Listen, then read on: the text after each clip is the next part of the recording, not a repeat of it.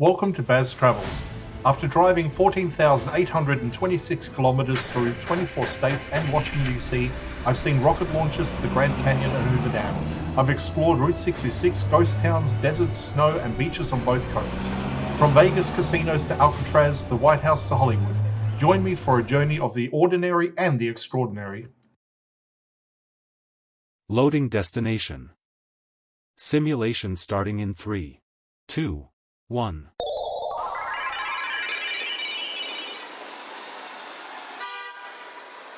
To look around, move your phone or tablet. Click and drag if on a computer or move your head if using a VR headset. Please like and subscribe. Downtown Denver exists because of timing, location, and movement, rather than long-term planning. The city began in the mid-19th century as a supply point during the Pike's Peak gold rush. What mattered was proximity to the South Platte River and access to routes heading into the mountains. Denver wasn't built on the goldfields themselves. It was built where goods, people, and information could be exchanged. From the beginning, downtown functioned as a service center. Merchants, freight handlers, and transport operators set up here to support mining camps scattered across the region. That role shaped the city's early layout. Streets were laid out quickly, focused on access rather than symmetry. Function came first, refinement later. Railroads accelerated that growth. When Denver secured major rail connections in the late 19th century, it shifted from a regional outpost to a permanent urban center. Downtown became the point where rail lines converged, reinforcing its importance as a hub rather than a destination. Warehouses, offices, and hotels clustered close to the tracks. As mining declined, downtown adapted instead of collapsing. Finance, trade, and administration replaced extraction as the economic base. Government offices, banks, and commercial buildings filled the core. Denver became a city that managed resources rather than producing them directly.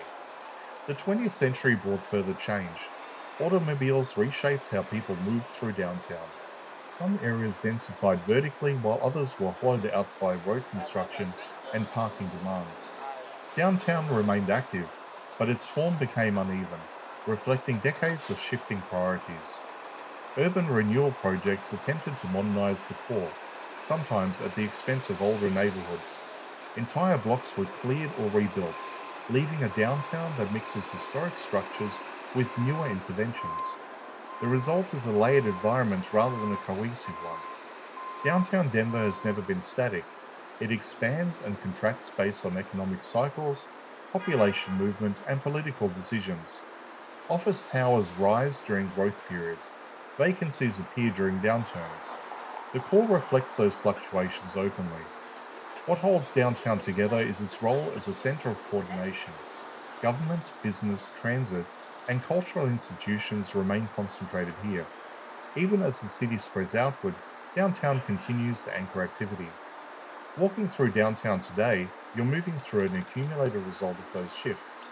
It's not a planning showcase, it's a working core shaped by repeated adaptation. Downtown Denver exists because it remained useful. Its history isn't defined by a single boom or vision, but by its ability to change roles while staying central. That flexibility is what allowed it to survive and continue functioning as the city's core.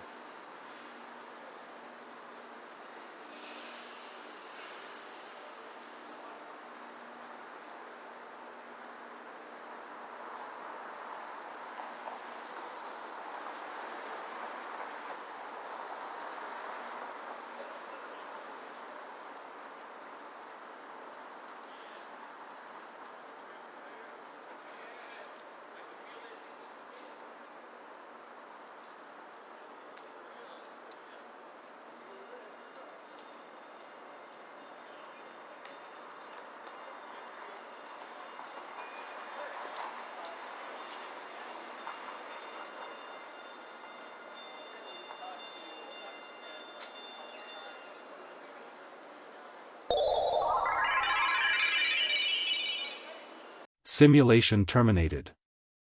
Please comment, like and subscribe.